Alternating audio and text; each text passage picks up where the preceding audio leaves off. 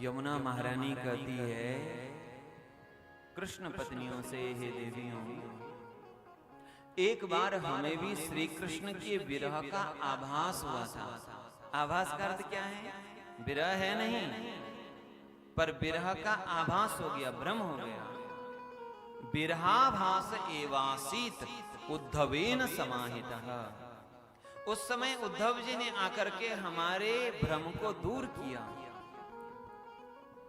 आप लोगों को यदि उद्धव जी का संग मिल जाए तो आप लोगों का भी भ्रम, आप लोगों का भी यह विरह वियोग दूर हो जाएगा। यमुना जी ने जब कृष्ण पत्नियों से कहा, उन्होंने कहा, हे यमुना महारानी, हमें उद्धव जी कहां मिलेंगे? क्योंकि हमने तो सुना है कि उद्धव जी बद्रिकाश्रम चले गए थे। क्या हमें बद्रीनाथ जाना पड़ेगा? तब यमुना महारानी ने कहा, नहीं नहीं, आपको उन्हें खोजने के लिए, बद्रीनाथ जाने के लिए जरूरत नहीं। बोले बद्रीनाथ क्या है? साधन भूमिर बदरी। बदरी क्या है? बोले साधना की भूमि है। पर साधना करने के बाद जो साध्य मिलता है, फल मिलता है, वो कहां? बोले फल भूमिर ब्रज भूमि। ब्रज भूमि क्या है? फल भूमि है। क्योंकि उद्धव जी ने क्या मांगा था? आसाम हो रेणुजुसाम हम श्याम वृंदावने गुल्म लतौषधीना। आसाम अहम इच्छामि। क्या चाहते हो आप? बोले वृंदावने किम, वृंदावन में कुछ भी बन जाओ, गुल्म लता औषधि, लता बन जाऊं, पत्र बन जाऊं, वृक्ष बन जाऊं, लेकिन मुझे ब्रज में जन्म मिले, लता पत्र के रूप में भी मिले। यमुना महारानी ने वही बात याद दिलाई, देवियों, यदि आपको मिलना है उद्धव जी से तो आप कहां जाएं? बोले गोवर्धनात् अदूरेण वृंदारण्ये सखी स्थले। गोवर्धन के निकट एक सखी स्थल। कौन सा सखी स्थल? बोले सखी कहते गोपियों को। उनका स्थल कौन सा? जिसको कुसुम सरोवर भी कहते हैं। राधा कुंड से गोवर्धन जाते समय जो बीच में कुसुम सरोवर पड़ता है, उसको कुसुमाम बोधौ, कुसुम अम्बोध कहते हैं सरोवर। उस कुसुम सरोवर के निकट आपको उद्धव जी मिलेंगे। और कुसुम सरोवर की इस महिमा को बिल्कुल पुराणों में गाया गया है।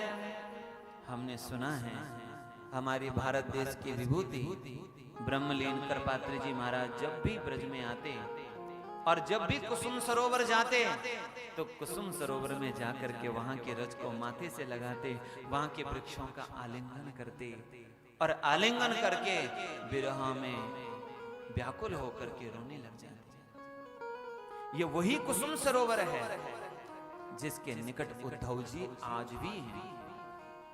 कैसे उद्धव जी मिलेंगे? तो कहा, यमुना महारानी ने, तुम जाकर के भगवान का नाम संकीर्तन करो, कृष्ण को पुकारो, और जब कृष्ण कीर्तन करोगे तो भगवान का भक्त वह प्रकट अवश्य होगा। कृष्ण पत्नियों ने यमुना जी को प्रणाम किया। प्रणाम करके वापस आए, पूरी बात वज्रनाभ और परीक्षित को बताई। सुन करके परीक्षित जी का हृदय भरा आया, वज्रनाभ जी के नेत्र भर आए। दोनों ने कहा, हम तुरंत ही चलेंगे। मंजीरा लिया, पखावज लिया और कीर्तन करते करते चले गए गोवर्धन के निकट कुसुम सरोवर में। कुसुम सरोवर के निकट जाकर के कीर्तन कर रहे हैं और कीर्तन करते करते कृष्ण कीर्तनोत्सव, कृष्ण के कीर्तन को उन्होंने उत्सव बना लिया। कीर्तन करते करते नाच रहे थे, गा रहे थे और प्रेम में उन्मत्त होकर के गा रहे थे। आंखों से अश्रु प्रवाहित हो रहे हैं, उन्मत्त से हो गए हैं, सभी गा रहे हैं। और जब भगवान का कीर्तन गा रहे थे तब ततः पश्यत्सु सर्वेषु तृणगुल्मलताचयात्।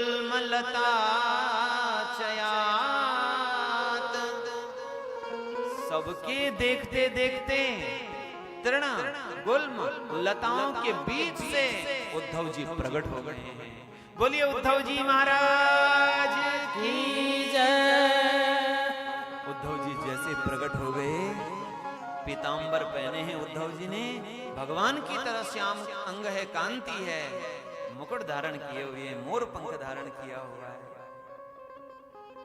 भगवान उद्धव जी को भगवान कहते, उद्धव मेरे से एक अणु भी न्यून नहीं। जैसे उद्धव जी के दर्शन किए, परीक्षित जी आगे बढ़े, उद्धव जी ने गले से लगा लिया। एक भक्त से दूसरा भक्त जब मिलता है ना, हृदय भरा